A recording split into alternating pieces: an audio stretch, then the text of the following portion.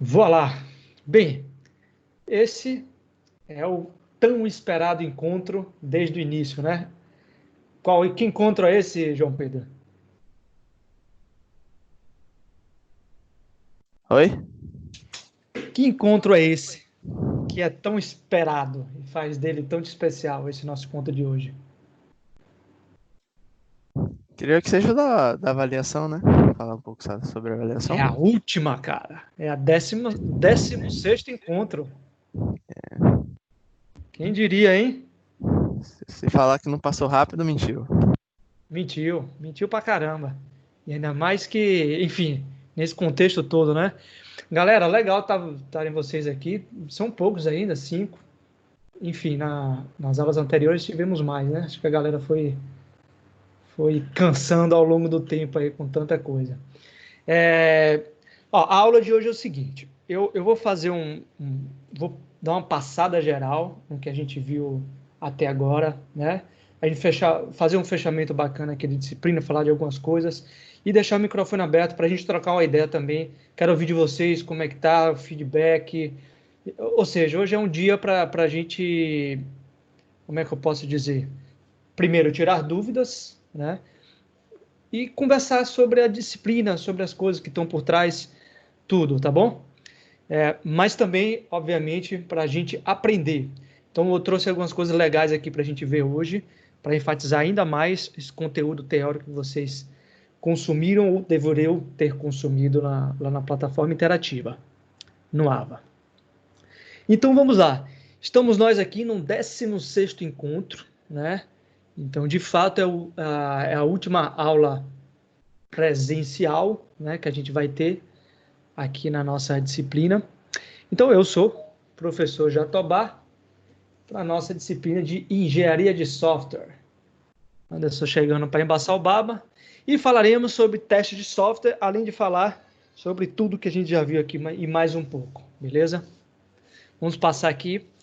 A agenda é que você já conhece de sempre. Cronograma. Vamos ver aqui um pouquinho do cronograma aqui. Esse aqui é importantíssimo. Como é que está o nosso cronograma aqui desde o início? Então, basicamente é isso, né? Estamos no dia 4 de junho. Aqui, esse aqui já passou. Vamos até botar ele escurinho aqui. Transparente. E aqui está previsto para a gente ver a sessão 4.4, mas vai ser mais do que isso. Eu senti que alguns alunos tiveram mais dúvidas. Ou seja, hoje vai ser uma aula bem bacana para a gente, tá? Mas basicamente é isso. Então, hoje é a última aula que a gente tem em relação para qualquer tipo de dúvida e prática que a gente tem aqui com todo o conteúdo teórico de engenharia de software da disciplina. Então tá tudo certinho aqui com o nosso cronograma. Vamos seguir o barco. Livro de notas. Alguém tem alguma dúvida sobre as notas P1, P2 e oficial 1?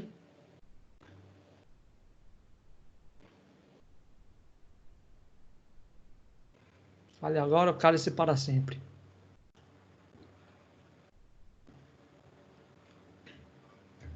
Tá todo mundo passado? Adriel, tá Ainda passado, Adriel? não. Ainda não? Antes, tá precisando de quanto antes para passar? Professor, rapaz, acho que faltam uns 2.000 e pouco. 2.000 Ah, e não, não, pouco. falta isso não, falta 1.500. Tô confundindo, tô confundindo. Falta 1.500. É, acho que 1.500. 1.600 na verdade, 1.600. 1.600. A prova vale quanto? Que eu nem lembro mais. A oficial 2. Acho que vale 5.000. 5.000, né? 5.000, 5.000. Eu nem lembro. Deixa eu ver se eu anotei aqui no livro de notas. Não, oficial 2 são 4.000 pontos. Ah, é, 4.000. O total que é 5.000. Isso. Então vale 4.000 pontos. Beleza, moleza, hein? Nem tanto, professor. Fala isso Nem não. exatamente, nem tanto. Perigoso, cara. É, não pode baixar a guarda, não. Exatamente. E Adriel, como é que tá aí? Falta quanto, Adriano Adriel? é prodígio, rapaz. Adriel é um menino prodígio, exatamente. Cadê? Ó, mandou no chat aqui, Acho que deixa não eu tá aqui, ver. não. Tá aqui? Adriel tá aí. Foi o primeiro a chegar. B, Alipo. Falta ainda. Tá, não contabilizou. Bem, beleza. Ó, galera, é o seguinte, por mais que seja fogo para o professor falar que a nota é o mínimo, considerando que, obviamente, vocês precisam dela para poder passar na disciplina, ser aprovado na disciplina e seguir em frente no curso, né? Mas, galera, vamos lá, vamos parar para pensar e refletir um pouquinho. Eu gosto bastante de fazer reflexões em relação a tudo. E essa, obviamente, não é diferente. Enquanto aluno de graduação, um professor me fez virar, digamos assim, a minha mentalidade e perceber que nota é um mero número dado por uma pessoa sob uma determinada condição de avaliação. O que isso quer dizer na prática? O que representa? Nada. Não representa nada. Vocês vão sair, vai terminar a disciplina, vocês vão sair, vocês vão para o mercado, vocês vão ver outra coisa, vocês vão, sei lá, fazer outra disciplina qualquer, vai para outra instituição, vão mudar de casa, e a nota não vai representar, obviamente, nada. O que é que representa? O que vocês de fato aprenderam, só? Então, claro que a nota é um recurso, e talvez seja o recurso mais utilizado e mais, digamos assim, prático para se identificar o nível de conhecimento atual de vocês em relação à disciplina. Mas é só uma nota, cara. É isso que eu quero dizer para vocês. E o que isso representa, no fundo? E o que é que eu quero dizer para vocês? Vocês precisam estudar, não é para passar. E eu quero que, de alguma forma, isso fique na cabeça de vocês. Não é para minha disciplina, é para a vida de vocês, tá? Que isso, de fato, me fez, primeiro, não ter mais frustrações em relação a isso e fazer com que o meu estudo em qualquer disciplina ou qualquer área do conhecimento da qual eu adentro, o impulso, né, a vontade de conseguir terminar aquilo não seja por nota, e sim pelo próprio conhecimento. Isso muda tudo. Parece óbvio, mas não é óbvio. E enquanto graduação, e eu falo para vocês porque a minha mentalidade foi mudando ao longo do tempo, é engraçado, né? Porque a gente sai de um ensino médio, ensino fundamental, onde as coisas são completamente diferentes, né? A gente é imerso sobre um conteúdo enorme de disciplinas e conhecimentos, das quais uma porcentagem pequena dessa a gente vai de fato utilizar de forma prática na nossa carreira, né? Mas quando a gente está dentro de uma graduação, também segue o mesmo princípio, porém é muito menor. Ou seja, o que isso quer dizer? A probabilidade de você utilizar o conhecimento aprendido durante o curso de graduação é muito grande. Então, eu falo isso não só como professor, mas também como profissional da área de programação, de engenharia de software. Eu já trabalho com engenharia de software a nível profissional há mais de 7 anos, 8 anos, acho que faço 8 anos esse ano, profissionalmente falando, tá? Então, o que isso quer dizer? Eu não me recordo de não ter tido nenhum conhecimento que eu aprendi durante a minha graduação de sistema de informação que eu não utilizei de alguma forma e que aquilo não me ajudou de alguma forma também. Obviamente que eu não sou nenhum guru bíblico que conseguiu decorar tudo que aprendeu, mas o importante, muito mais do que decorar, claro, sim, obviamente que aprender, mas assim, ter a noção de que isso existe, isso é importante. Porque quando a gente for de fato, quando vocês estiverem no mercado, se vocês já não estiverem, vocês vão se deparar com várias situações onde vocês vão olhar e dizer, opa, peraí, eu já vi isso em algum lugar. Onde foi que eu vi? Como é que eu resolvo isso? Eu já vi isso numa disciplina X, onde o professor comentou e a gente estudou sobre determinadas alternativas. Então eu sei mais ou menos para onde seguir, ou eu sei aonde eu vou achar essa minha informação. Então isso é extremamente importante, tá? E a nota não representa esse caminho que você vai seguir e tomar quando de fato você precisar desse conhecimento. A nota você simplesmente pode ter boicotado de várias formas possíveis.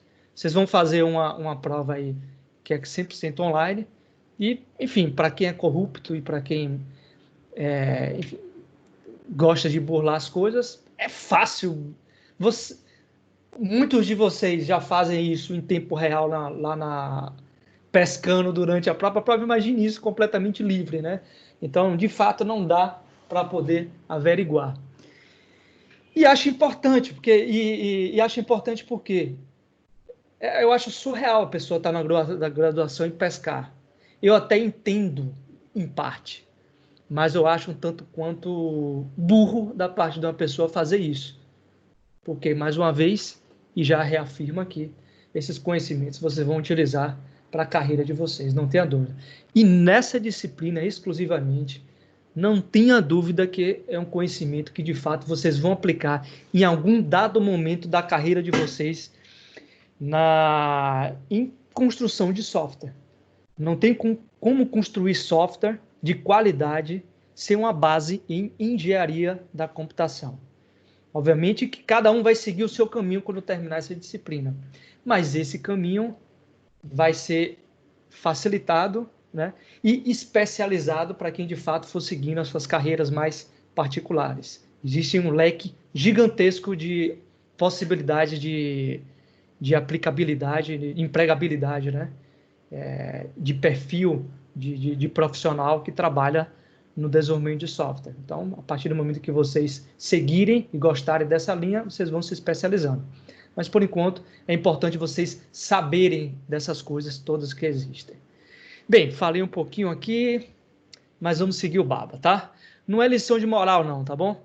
É só dicas para a vida de vocês aí. Pontos de atenção, isso aqui vocês já estão mais do que atentos a isso, né? Toda a aula vem falando sobre essa questão das disciplinas interativas e já matou tudo isso aqui, né?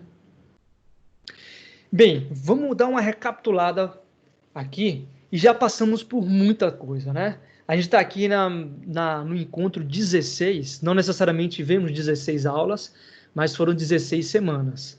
Nessas 16 semanas, a gente teve imerso esse conjunto de conteúdos teóricos mesclado com a prática que a gente teve aqui. E alguns podem se questionar, o professor, de fato, eu não fiz prática, eu não fiz aquilo. Isso pode ser questionável, né? Uma prática pode ser entendida por uma atividade executada de várias formas diferentes. Eu exibir um determinado conteúdo prático também pode ser entendido como uma prática.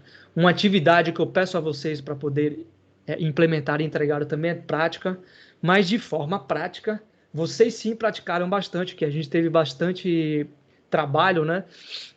Onde vocês se reuniram em grupo para desenvolver diversas atividades, como entrega de relatório, simulação de reunião com o cliente. Então, muitos de vocês puderam vivenciar um pouco do que seria uma reunião, né? Minimamente do que seria uma possível primeira reunião de interação com o cliente. Eu tentei simular o máximo possível e deixar a reunião de forma realmente concisa. E eu não tenho dúvida que vocês, em algum dado momento da carreira, vão participar dessas reuniões. Então, essa simulação bastante importante. Vocês tiveram uma primeira aproximação. Alguns de vocês receberam dicas de como se portar de fato em uma apresentação. Então, quando eu fiz a concepção dessa disciplina na parte prática, eu de fato planejei ter essas interações para vocês começarem a ter mais ou menos uma vivência do que é a prática de ter que negociar prazos de entregas, escopo de projeto e por aí vai. Beleza? Então vamos lá. Então nós passamos por tudo aqui nessa disciplina em relação à engenharia de software, né?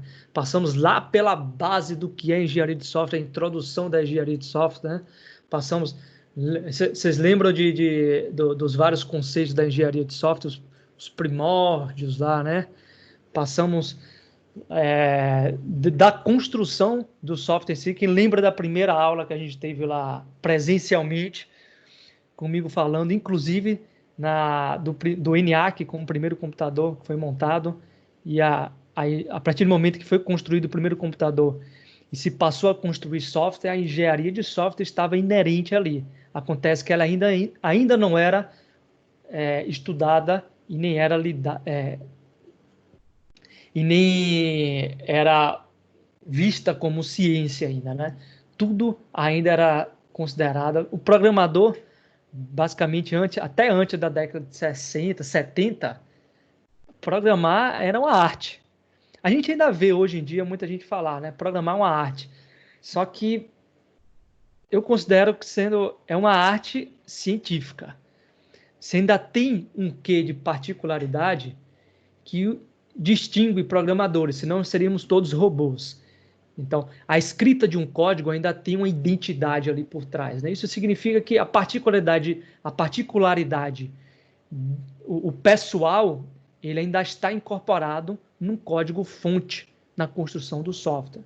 Então, essa característica ainda dá um quê de arte, digamos assim. Só que isso tudo está embasado cientificamente e temos estudos em praticamente todas as áreas aí da computação. E eles, obviamente, ainda vão surgir vários outros, assim como surgem novos métodos, novas formas de se fazer a mesma coisa, só que melhor, otimização de recursos, tempos e variáveis, e por aí vai. Passamos dessa introdução, fomos para os fundamentos dos processos de desenvolvimento de software. Então, passamos por todos esses processos que, de fato, fazem com que o software seja especulado, levantado os requisitos, a partir daí tenha-se uma entrega desse projeto no final. E vimos que existem diversas formas de se construir software. Vários métodos são incorporados hoje para construir um software. Então, a gente viu os métodos tradicionais aqui, principalmente o método em cascata, né? Então, o modelo, na verdade, método não. O modelo de desenvolvimento de software em cascata, onde todas as etapas são engessadas e uma etapa posterior depende exclusivamente da anterior. Não se avança a próxima fase se não terminar a anterior. A gente viu os benefícios, que também tem os benefícios em relação a isso, e os malefícios de se construir software dessa natureza, ainda mais quando se fala no mundo globalizado e completamente corriqueiro que nós vivemos, né? E depois disso, passando pelos modelos e etapas, desses modelos, passamos pela segunda etapa, que foi na segunda unidade aqui, que foi basicamente uma disrupção de como se construir software em si, né? Que foi a introdução dos métodos ágeis. Alguém que se lembra qual foi, digamos assim, qual foi o divisor de águas, qual foi a característica que de fato fizeram com que os profissionais de desenvolvimento, que trabalham com desenvolvimento de software na época, passaram a construir os métodos ágeis, né? Qual foi a característica marcante que de fato definiu a construção dos métodos ágeis? Alguém lembra aqui?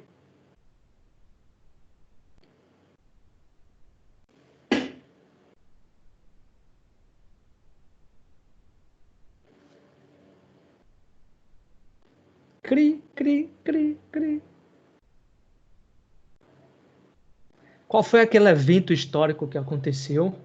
Comentamos sobre isso na primeira aula, segunda aula também comentamos. Qual foi aquele evento histórico que aconteceu que foi o divisor de águas na engenharia da computação? Quem lembra disso aí? Crise de software. Muito bem, Leandro. Exatamente. Vinícius também comentou aqui. Lembra da crise de software. A crise de software, vocês precisam entender muito bem, e isso é importante vocês de fato saberem, tá? Para quem não lembra, eu recomendo voltar aos estudos e dar uma lida mais sobre, de fato, o que foi a crise de software. Ela é muito importante. Essa base de conhecimento nos faz refletir do porquê a gente faz o que a gente faz hoje. São esses grandes eventos que nos fazem ter essas mudanças e nos fazem estar aqui fazendo o que a gente faz da forma que a gente faz. Então, a crise de software foi basicamente um evento, posso chamar assim, que aconteceu na década de 70, onde os profissionais de tecnologia pararam, todo mundo se perguntou, peraí, tem alguma coisa errada. a gente não está conseguindo construir um software com qualidade no prazo esperado. Então, basicamente, a suma maioria dos projetos de software, eles não respeitam principalmente essas duas premissas em software, que é qualidade e prazo, tá? Então, foi dado basicamente assim, foi uma disrupção de fato, e foi aí onde foi entoado, né, o termo engenharia de software, como a gente conhece hoje. Então, esse termo de engenharia de software passou a ser de fato uma ciência, passou a ser estudado, métodos, então as metodologias, né? E aí já fica também aqui um resgate dessa informação que eu falei lá nas primeiras aulas. Algumas pessoas confundem método com metodologia. Metodologia é o estudo de métodos. Tá? O método é a forma de se aplicar determinado característica, um conjunto de ações que define um resultado esperado sobre aquele determinado fator da qual se está fazendo. Né? Então, metodologia, lembre-se sempre que é o estudo por trás dos métodos. Então, dito isso, a engenharia de software surgiu basicamente, e os métodos ágeis, só que os métodos ágeis vieram logo bem lá na frente, na década de 90, mas, obviamente, que o evento da crise de software foi a base assim, disruptiva, foi aquela inércia que faltava para a mudança, e essa mudança, obviamente, aconteceu por etapas e evoluindo de ponta a ponta. Não foi a disrupção e nada foi jogado e rasgado e construído do zero. Né? Quando a gente fala em software, basicamente, eu não posso falar tudo porque eu não conheço todo, mas parte considerável quando a gente fala em software, ela vem de evolução e não de completa disrupção, tá?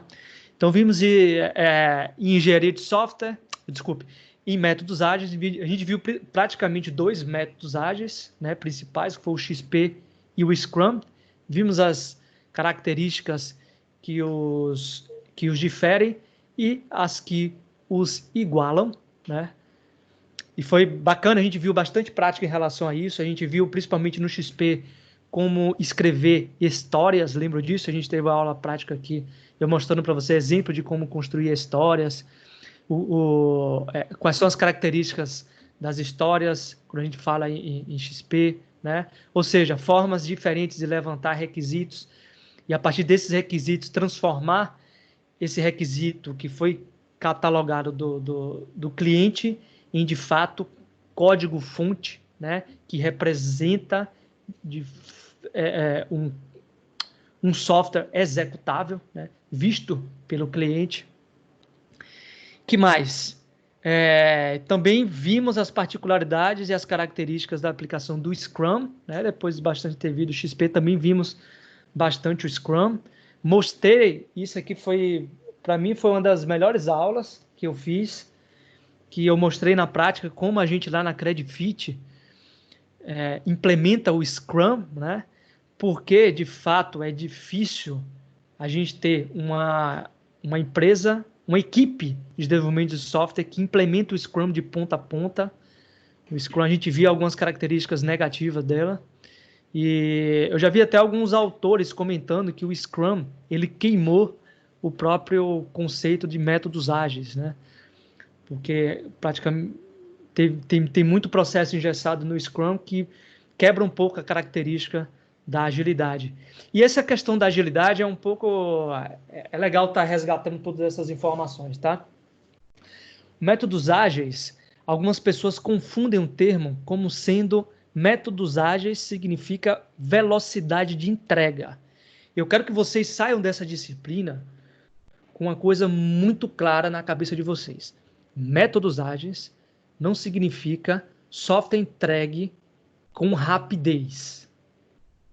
Tá bom? Isso significa, quando a gente fala de métodos ágeis, a gente aplica processos que, de fato, conseguem agilizar a construção de um software para equalizar a sua qualidade e a sua velocidade na entrega. Isso não quer dizer que é só velocidade, tá?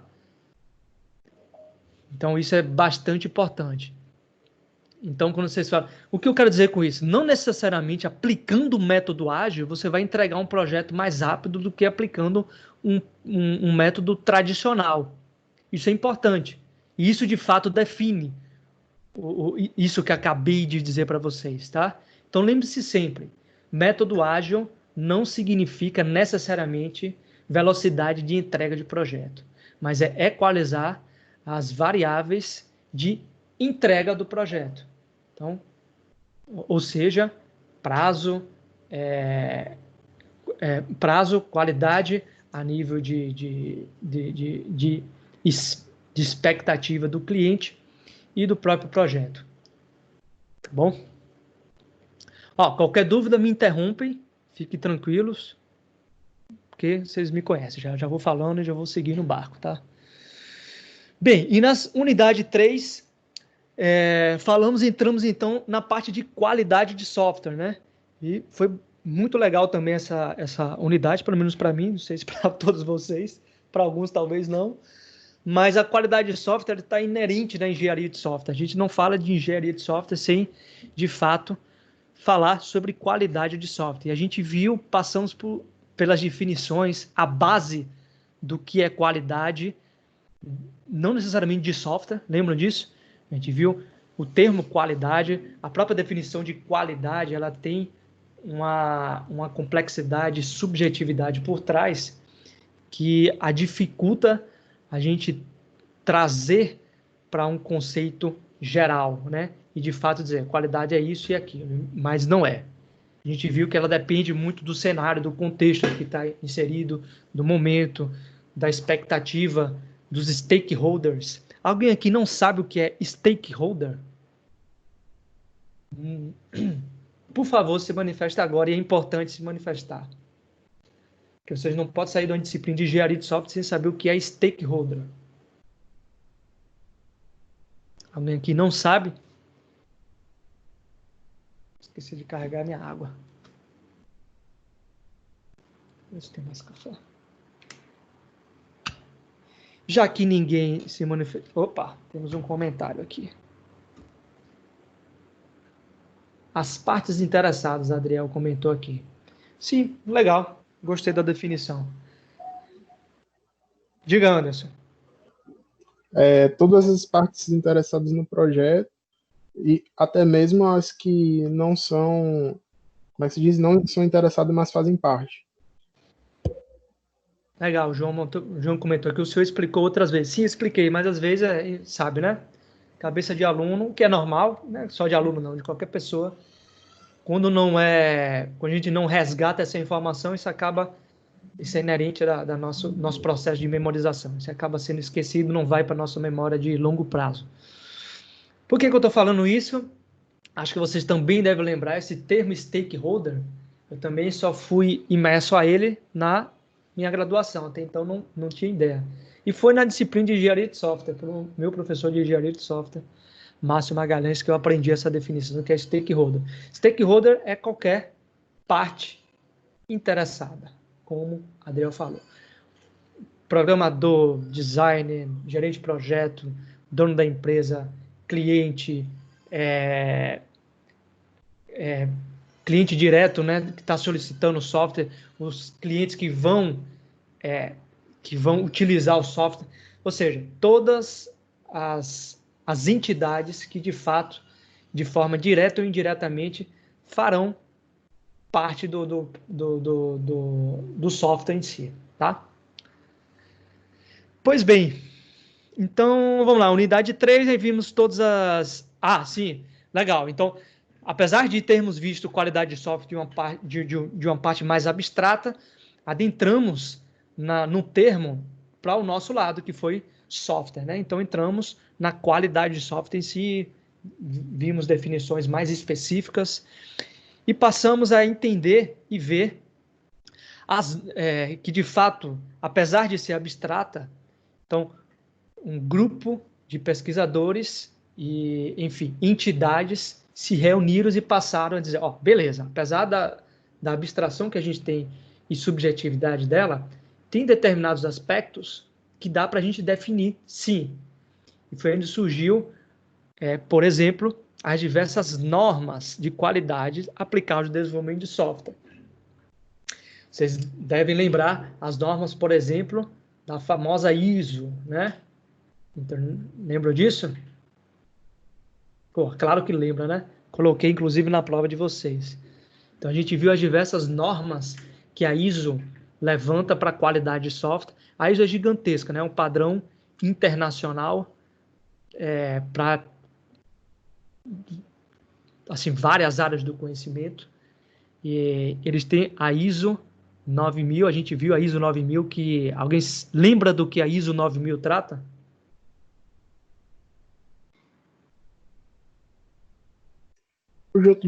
A ISO é um conjunto de normas e atributos para determinar se o produto tem qualidade ou não. Beleza, é isso aí. Mas eu joguei uma pegadinha. Na verdade, a ISO 9001, lembram disso? A 9000 é a Sim, grande família, tá? sim. Então, mas só que as diretrizes de qualidade são muito amplas. E a gente passou, então, a ver ainda mais quais são as normas específicas para software. E vocês lembram qual a norma da ISO que trata exclusivamente de qualidade de software? Se eu não me engano, é a 25.000? 25.000 é a 2007. grande família, gostei. Mas tem ainda uma subcaracterística da ISO, dessa ISO que você acabou de falar, que é bem mais específica para a qualidade aplicada do desenvolvimento de software. Lembra qual é? Pra não lembrar aqui. Estava na prova. Caraca. Aquele número não é meu forte. É, normal. Ó, João comentou, lembro inclusive que era comum ver o selo em máquinas de cartão de ônibus. Exatamente, é isso aí. E perfeito, ó, tá vendo? A 9001 faz parte da série 9000, exatamente. A 9000 é a grande área de qualidade da ISO, mas a 9001 está ligada aí a outra grande família. Vamos lá, pessoal. Qual é a exclusiva que trata da qualidade aplicada ao desenvolvimento de software? ISO IEC. Vocês vão ter que pesquisar, não é possível. Eu não me recuso a avançar nessa aula sem vocês resgatarem isso. É da família da 9000? Tentar lembrar. Vem, não posso dizer que não é, mas a gente não está falando da 9000. A gente está falando da ISO IEC.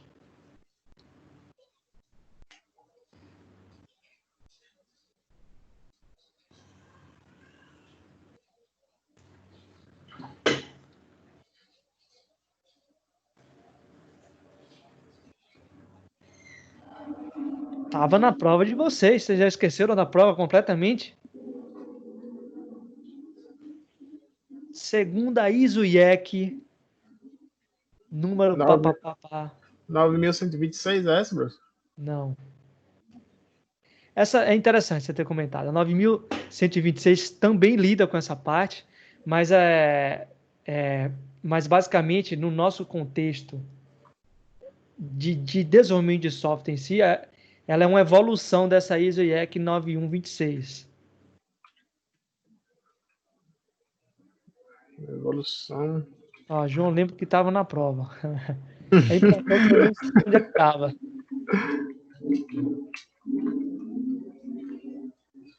Isso, olha lá. Boa, João. É isso aí. Alguém chegou e falou, professor, você tá andando, tá faltando um número aí, né não? Eu digo, porra, muito bem. Acho que foi até João, foi João, foi não, João? Que fez a correção lá. Enfim. Foi Vinícius, foi mesmo, Vinícius. Boa. Pois é, já que foi você, Vinícius. Mas não lembro. Rapaz, Lembra aí, Vinícius? que situação, hein, bicho? E agora, como é que eu vou avançar nessa aula? Bora, dá um Google aí.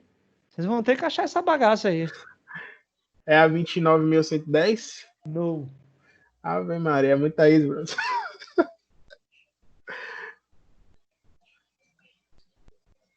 Ó, enquanto vocês procurem, peraí, deixa eu ir no banheiro aqui. Eu sei que vocês não vão achar.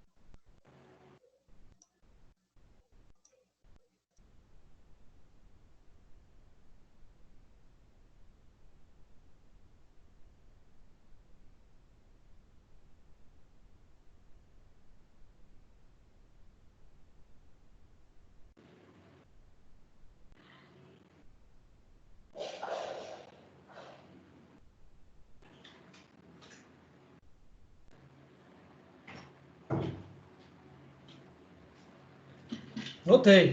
E aí?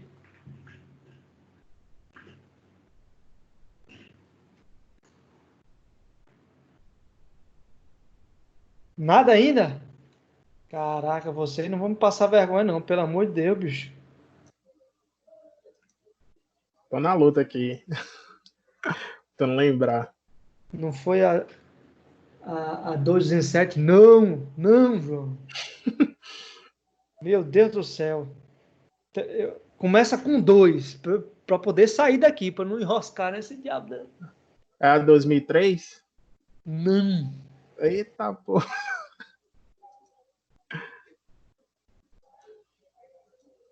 Não, Adriano, não foi a 27001, não.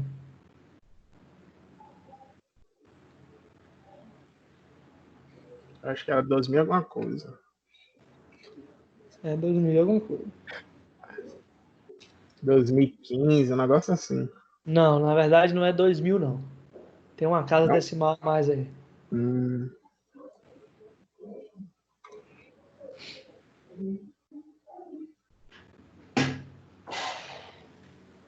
Putz, vocês são fogo, hein, velho? ISO IEC 25010. Tá aqui o Paroca, viu, bicho? cheguei perto, cheguei perto. Chegou perto porra nenhuma. Pra cá uma conversa. Não é possível que vocês não lembram dessa imagem aí, cara. Peraí, deixa eu voltar aqui. De todas, lembra de todas as características, tem a subcaracterística, eu lembro dessa imagem aqui não, bicho? Pô, rapaz. Software Product Quality, que fala exatamente do produto, da qualidade do produto de software, bicho. Tá, não? Essa aqui que vocês precisam se apegar, velho. Quando vocês forem para o mercado e para quem já estiver, então, considerando hoje a nossa última aula, então já fica a dica aqui. Se tiver que se apegar a alguma norma da ISO, se apegue a 25010, tá? Faz parte da família da 2500, 25000. Sacou? Mas a 25010 é a mais atualizada para a gente e aqui de fato lida com qualidade de produto de software. Então isso aqui é mais palpável para a gente, né? A gente sabe o que é eficiência a nível de performance, né? A usabilidade, o reuso, a segurança, a manutenibilidade, portabilidade, compatibilidade. Então todas essas características é mais palpável para a gente. Isso está no nosso dia a dia. Ô, João, eu tenho minha prova da FiSight aqui, mas a da ISO não. Olha aí, tá vendo? Pelo menos a FiSight ficou na cabeça de vocês. Pelo menos isso. Bem, vamos lá, vamos avançar no baba aqui. Legal, então bota isso na cabeça, ó, 25010. É fácil, de alguma forma, joga essa bagaça aí na cabeça de vocês aí, tá? Então, aplicada de fato ao produto. Qual é o que de fato, como é que a gente consegue avaliar a qualidade do produto de software? 25010 é quem vai dizer para isso para a gente. É muito grande. A ISO é gigantesca, cara. Então, eu assim, para quem de fato não vai trabalhar diretamente com qualidade, a gente sempre vai trabalhar de forma indireta com qualidade de software, para quem está na área, tá? Não tenha dúvida. Cadê, João? Foi isso mesmo. Estava com 25,01 na prova e o senhor ajustou. Foi isso. Então, de alguma forma, pelo menos indiretamente, a gente vai lidar com qualidade de software.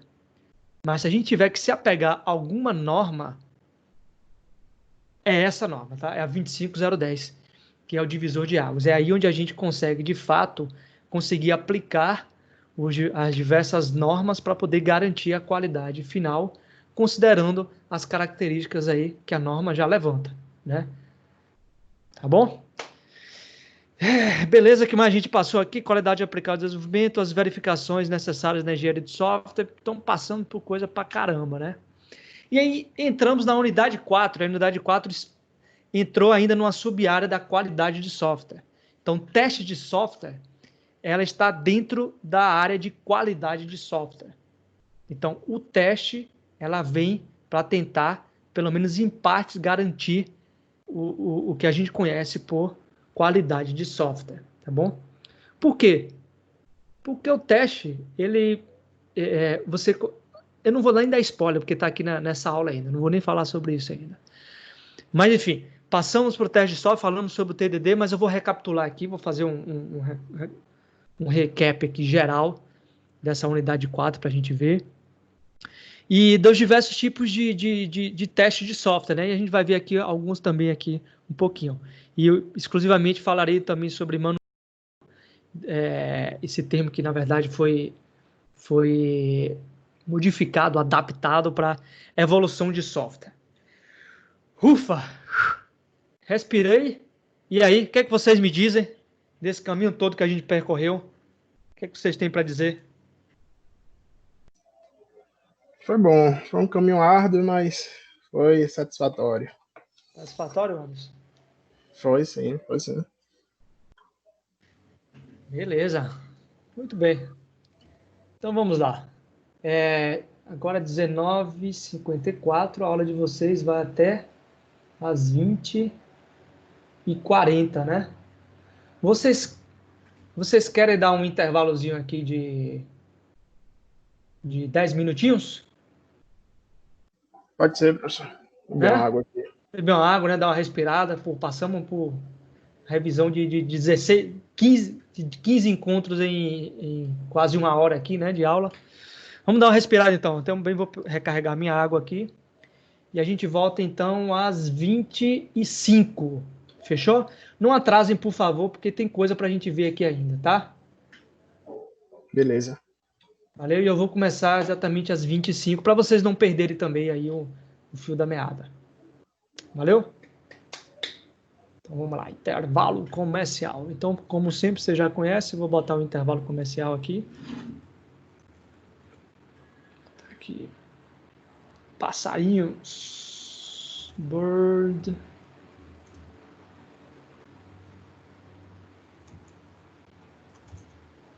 Birds fly aqui, ó. Olha aqui que beleza, ó. 3 horas de propaganda. Olha aí, ó. Pronto. Enquanto isso, vocês vão ver no passarinho aí, ó. Olha aí. Fechou? Deixa eu parar a gravação aqui. Muito bem. Então, esse foi a revisão geral aqui do que a gente viu na engenharia de software aqui na nossa disciplina. Daqui a pouco a gente volta.